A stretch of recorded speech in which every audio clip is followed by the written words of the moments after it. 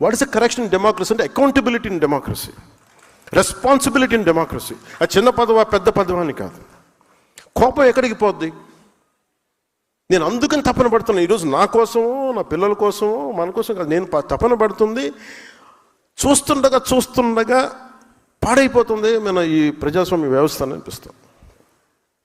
అంటే మన కళ్ళ ముందు ఒకడు కూర్చొని ఒక మాజీ ముఖ్యమంత్రి గారి సతీమణిని ఇష్టారాజ్యంగా తిడితే మనం ఏమి చేయలేని నిస్సహాయ స్థితిలో ఉన్నామంటే భయం వేసింది నాకు. అంటే ఎలయన్స్ తాలూకు ఎందుకు పెట్టామంటే రేపొద్దున ఎదురింటోటి జరుగుతుంది మనకు సంబంధం లేదు, పక్కింటోటి జరుగుతుంది మన సంబంధం, రేపొద్దున ఇంట్లో వచ్చి కూర్చుంటుంది, అప్పుడు ఎవడు రాడు.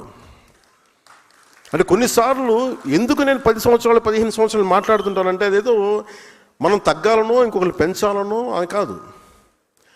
అసలు ముందు ప్రజాస్వామ్య వ్యవస్థని బలోపేతం చేసిన తర్వాత, ఒక లెవెల్ గేమ్ వచ్చిన తర్వాత అప్పుడు వేరే ఆలోచన. Till then I want the strength in alliance.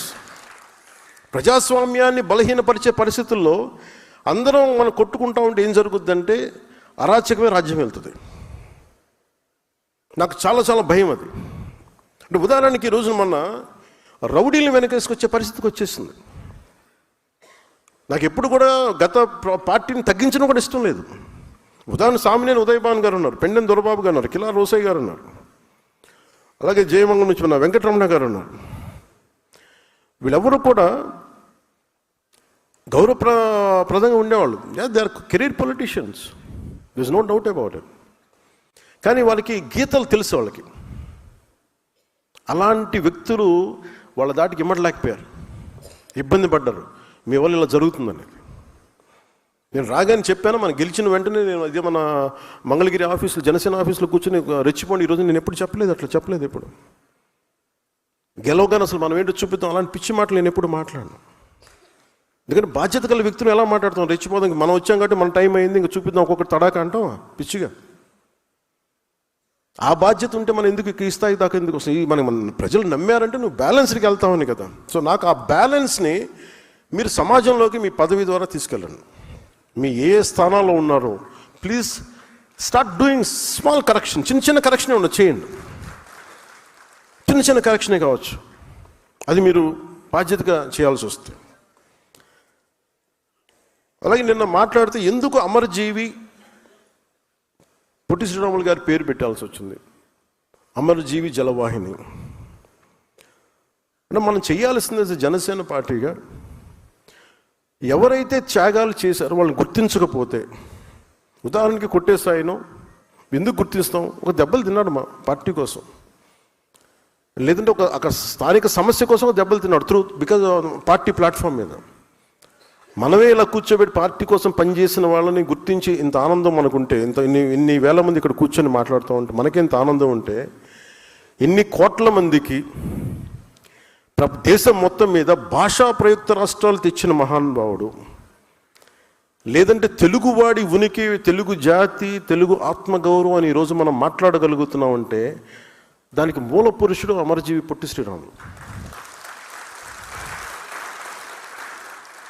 అంటే మనం అలాంటి వ్యక్తుల్ని మనం స్మరించుకోకపోతే, అంటే ఉదాహరణకి 5 సంవత్సరాలు పనిచేసిన ముఖ్యమంత్రి పేర్లు కూడా పెట్టేస్తారు.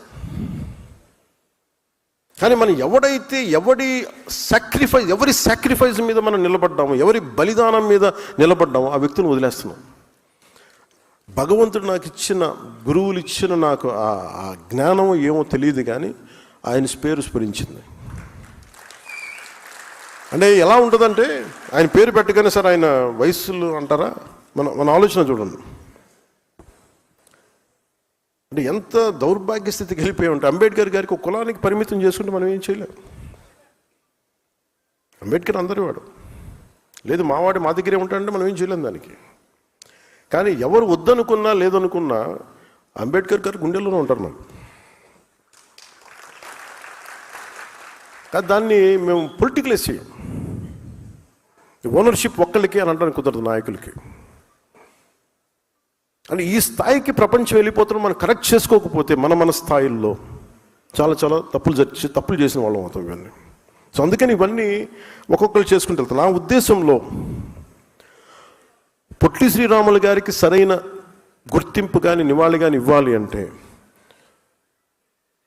ఒక పోలవరం లాంటి ప్రాజెక్టుకి ఆ మహానుభావుడు పేరు పెడితే నిజంగా